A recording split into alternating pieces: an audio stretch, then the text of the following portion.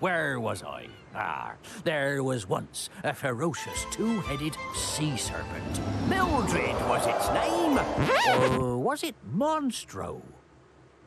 Well, anyway, one of the serpent's heads liked to eat ships.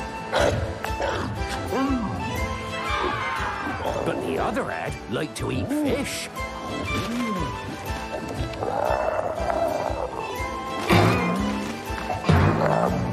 One head wanted one thing, the other head wanted something else. And then it became obvious they needed to communicate. I say, old boy, wouldn't it be better if we worked together? Jolly good idea, old sport. After you, old chap. Your turn, old bean. And from then on, that double-headed sea serpent never went short of his fish and ships. Maybe I was being a little too pushy. I guess I could have spoken up. We shouldn't be pulling in opposite directions, Cranky. You're right. Now, what if I just... That's it, Cranky. Up a bit. left a bit? Almost there. There you go, shipmates. Communication. Oh, it's a wonderful thing. Ah. Woo! Woo!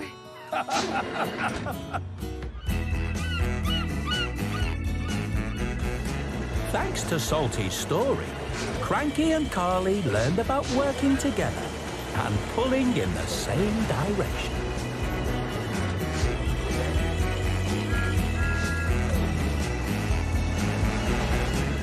You take this one, Cranky. Thank you, Carly. There's a ship over there needs unloading.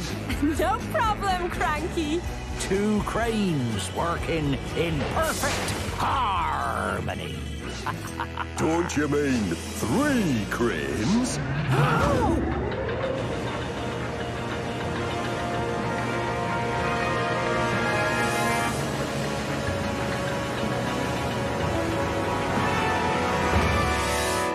What?